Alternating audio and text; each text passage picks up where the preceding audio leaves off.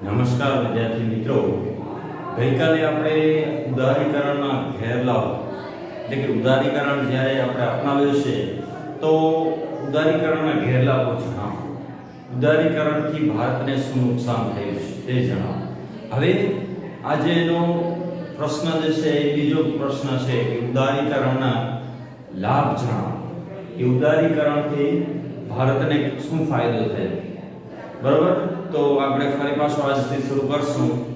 તો ધોરણ 12 વિષય સમાજશાસ્ત્ર, પરિવર્તનની સામાજિક સાંસ્કૃતિક પ્રક્રિયા, અને જેની અંદર આપણો આજનો પ્રશ્ન છે એ પાના નંબર 61 ઉપર છે, 61 ઉપર ઉદારીકરણના લાભ જણાવો.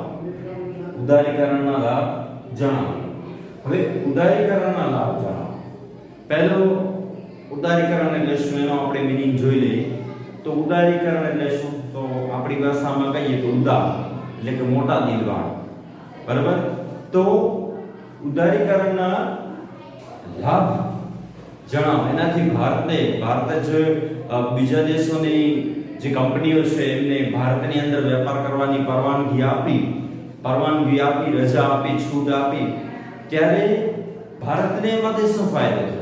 તો આપણે આજે જે છે ઉદારીકરણના લાભ જણાવો. ઉદારીકરણના લાભ સૌપ્રથમ આપણે ઉદારીકરણ એટલે શું એની આપણે અને ઉદારીકરણ શા માટે જે છે એ ફાયદાકારક છે.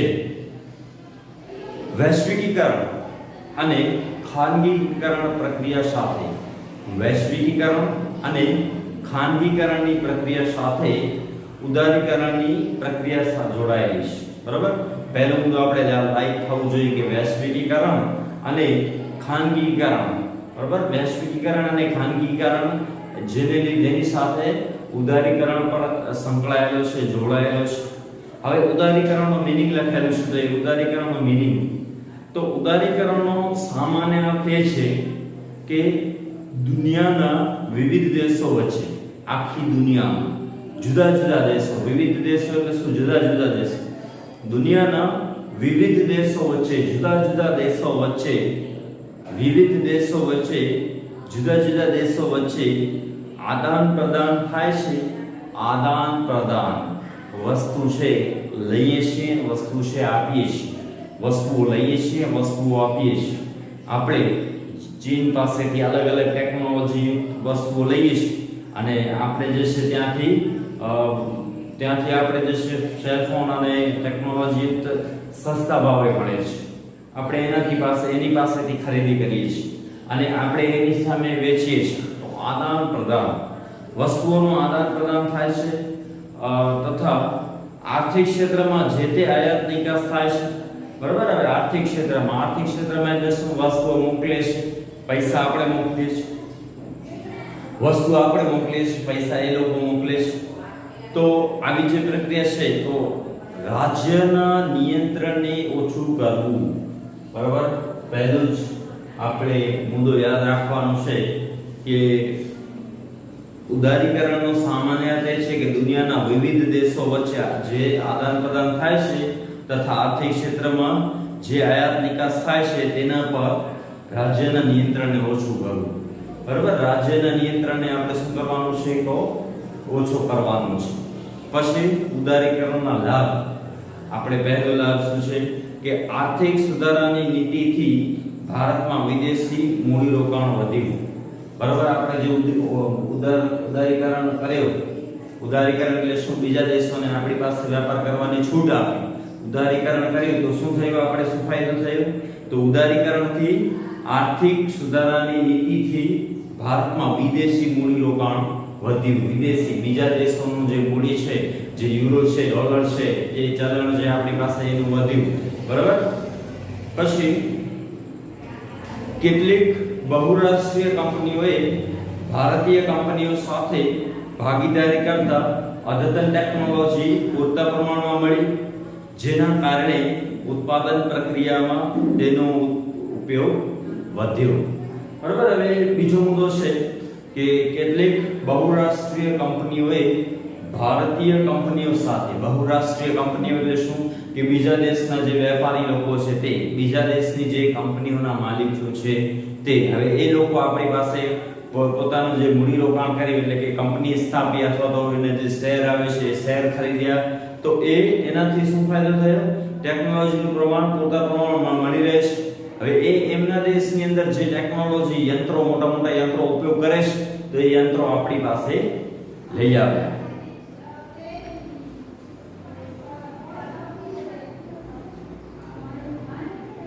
આ ટેકનોલોજી ઉત્પાદન ખર્ચ ઘટાડનારી અને ઉચ્ચ ગુણવત્તાયુક્ત એકમ બનાવનારી હોવાથી ગ્રાહકોને શ્રેષ્ઠ વસ્તુઓ વાજબી કિંમતે મળવા લાગી હવે જો આપણે પહેલા જે ભારતની અંદર જે વસ્તુ ઉત્પાદન થતી તો એ વસ્તુઓનો ચાર્જ એ વસ્તુનો પ્રાઇસ એ વસ્તુની કિંમત ખૂબ જ વધારે હતી બરાબર એ વસ્તુની કિંમત ખૂબ જ વધારે હતી તો એ ભારતની અંદર આવ્યા અને પોતાના જે ટેકનોલોજી છે એ લઈ આવ્યા અને યંત્રો મોટા મોટા યંત્રો છે એ લઈ આવ્યા અને યંત્રોનો ઉપયોગ વડે વસ્તુઓનું નિર્માણ થયું અને એ નિર્માણ થયેલી વસ્તુઓ જે હાથથી બનાવતા હતા એના કરતા અડધી કિંમતે વેચવામાં મળે છે બજારમાં ઉપલબ્ધ છે બરાબર બજારમાં એ મળે છે આર્થિક સુધારાને કારણે બરાબર હવે આર્થિક સુધારાઓ ભારતમાં વિદેશી વ્યાપાર વધે ભારતમાં વિદેશી મૂડી રોકાણકારો વધે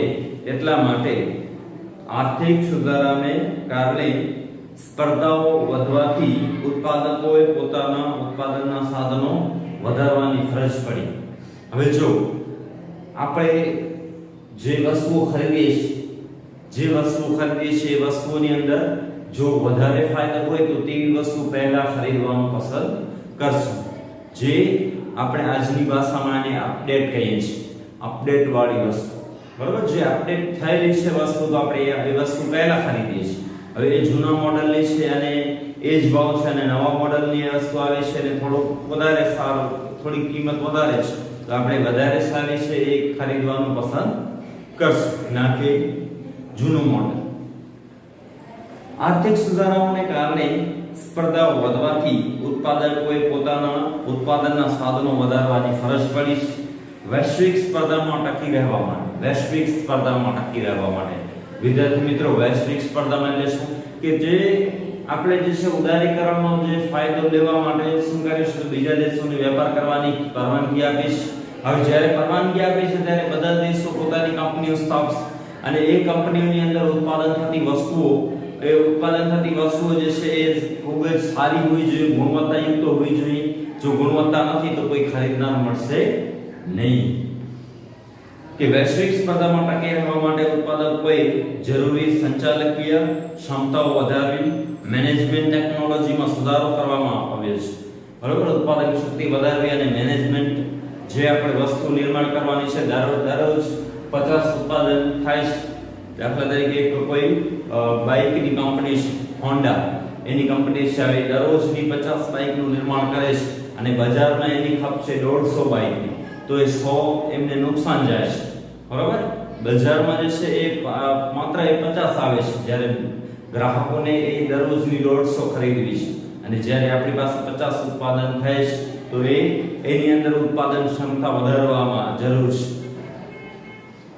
વૈશ્વિક સ્પર્ધામાં ટકી રહેવા માટે ઉત્પાદકોએ જરૂરી સંચાલકીય ક્ષમતાઓ વધારવી એટલે કે આપણે આવી રીતે જે જરૂર બજારમાં છે અને એમને પણ ફાયદો છે અને સાથે સાથે આગળ જતા પણ એમને ફાયદો થશે વૈશ્વિક સ્પર્ધામાં ટકી રહેવા માટે શ્રમિકોને પણ આધુનિક તાલીમ લેવાની ફરજ પડી બરાબર હવે જ્યારે પહેલાના જે શ્રમિકો એટલે કે મજૂર કામ કરનાર વ્યક્તિ શ્રમિક એટલે શું કામ કરનાર વ્યક્તિ તો જે શ્રમિક છે એને પણ કોમ્પ્યુટરનું જ્ઞાન નથી એની પાસે તો કોમ્પ્યુટરનું જ્ઞાન લેવું બરાબર પછી જે યંત્રો આવે છે જે ઇલેક્ટ્રિસિટીથી યંત્રો ચાલે છે તો એ યંત્રોનો પણ એમની પાસે જો નોલેજ નથી જ્ઞાન નથી તો એ નોલેજ એમને લેવાની જરૂર પડે છે તાલીમ લેવાની જરૂર પડે છે તેથી એમની અંદર પણ તાલીમ લેવાની ફરજ પડે છે વૈશ્વિકીકરણને કારણે ખાનગીકરણને વેગ મળ્યો વૈશ્વિકીકરણને કારણે બરાબર વિશ્વ એક બજાર બને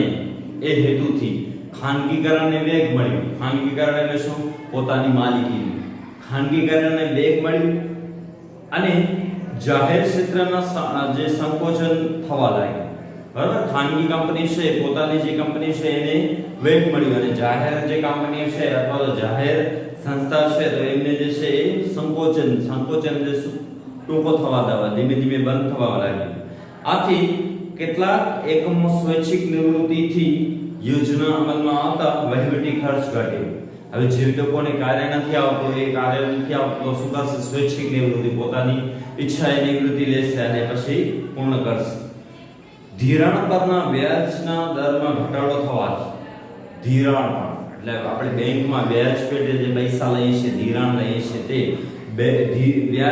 ધિરાણ પરના વ્યાજ પરના ઘટાડા થવાથી ઉત્પાદન ખર્ચમાં ઘટાડો થયો છે, બરાબર. હવે બેંકની અંદર જે પહેલા પૈસા લેતા એના પર ખૂબ જ ટેક્સ મોટો હતો, એટલે કે 15% જે છે લેતા હતા. હવે આજનો સમય છે, ઉદારીકરણ જ્યારે આવ્યો તો ઉદારીકરણથી શું થયું?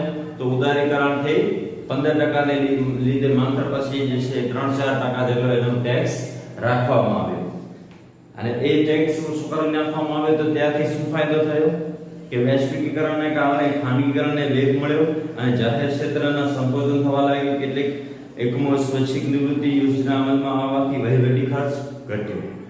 ધિરાણ પરના વ્યાજના દરમાં ઘટાડો થતા હોવાથી ઉત્પાદન ખર્ચમાં ઘટાડો થવા લાગ્યો. વૈશ્વિકીકરણના કારણે સાંસ્કૃતિક ઉદારીકરણ થયું છે. વિદેશી ચેનલોની સ્થાનિક સંસ્કૃતિ પર અસર થઈ છે, બરાબર. હવે વૈશ્વિકીકરણના કારણે, વૈશ્વિકીકરણ એટલે શું? વિશ્વ એક બજાર બને.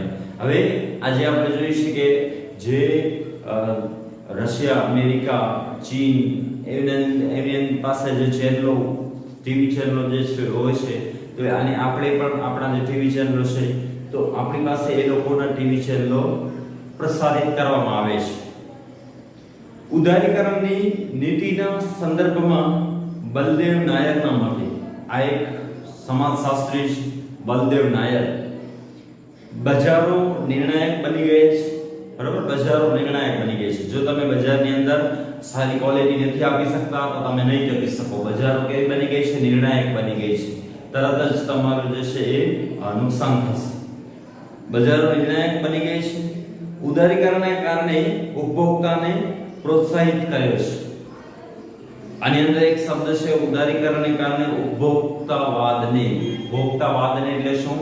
કોઈ વસ્તુ ખરીદી અને એ વસ્તુના જે આનંદ મેળવી છે. ઉપભોક્તાવાદ, જે ખરીદનાર છે, ગ્રાહક છે, એને પ્રોત્સાહન, ગ્રાહકોને પ્રોત્સાહન થવા લાગ્યું છે. ઉદારીકરણના લીધે ટીવી ચેનલો, મોબાઈલ, ઇન્ટરનેટ કંપનીઓ અને ઓનલાઈન શોપિંગને પ્રોત્સાહન મળ્યું છે, બરાબર. કે ઉદારીકરણના લીધે, ઉદારીકરણ થયું તો ઉદારીકરણના લીધે શું થયું? તો ટીવી ચેનલો, બરાબર. ટીવી ચેનલો આપણે બધા સારી રીતે જાણીએ છીએ. પછી છે મોબાઈલ, તો મોબાઈલનો પણ ઉપયોગ આપણે બધા સારી રીતે. પછી છે ઇન્ટરનેટ કંપનીઓ, જો ઇન્ટરનેટ અલગ અલગ જે કંપનીઓ પ્રોડ્યુસ કરે છે, આપે છે, બરાબર. એ એમના માધ્યમો અલગ અલગ છે. તો ઇન્ટરનેટ કંપનીઓ અને ઓનલાઈન શોપિંગને પ્રોત્સાહન મળ્યું છે. જે વસ્તુ જોઈ છે આપણે તરત જ એ વસ્તુ ઓનલાઈન શોપિંગ નામથી આપણે શોપિંગ કરી શકીએ છીએ. એમેઝોન છે, ફ્લિપકાર્ટ છે, એના પરથી તરત જ આપણે વસ્તુઓ મંગાવી શકીએ છીએ અને એ કેવી છે? ભરોસાપાત્ર છે, એના પર આપણે વિશ્વાસ પણ કરી શકીએ છીએ. ઉદારીકરણથી લોકોની જીવનશૈલીમાં અને વપરાશની ચીજ વસ્તુઓમાં ખૂબ મોટો બદલાવ આવે છે. ઉદારીકરણ, જે લોકોને ટેકનોલોજીનું જ્ઞાન ન હતું એ લોકો બજારમાં ટકી રહેવા માટે ટેકનોલોજીનું જ્ઞાન મેળવવા લાગ્યા, બરાબર. ટેકનોલોજીનું જ્ઞાન મેળવવા લાગ્યા અને જે લોકોને જીવનશૈલી, એટલે કે જે લોકો ઝોપડીમાં રહેતા હતા, હવે એ એક સારા મકાનની અંદર રહેવા લાગે છે, બરાબર. એ બધું જે છે આપણે પૂર્વની સંસ્કૃતિ છે એને જોઈ અને આપણે એમાંથી ઘણી બધી વાતો શીખી છે. પછી લાસ્ટ મુદ્દો છે આ પ્રશ્નનો કે ઉદારીકરણના લીધે સામાજિક અને સાંસ્કૃતિક આદાન પ્રદાનને વેગ મળ્યો છે. આ જે સૌથી મોટો ફાયદો છે, ઉદારીકરણના લીધે સામાજિક અને સાંસ્કૃતિક આદાન પ્રદાનને વેગ મળ્યો છે. સામાજિક બાબતો છે, પછી સાંસ્કૃતિક આપણા જે અલગ અલગ નિયમો છે, રીત રિવાજો છે, પરંપરાઓ છે, એને વેગ મળ્યો છે. નમસ્કાર.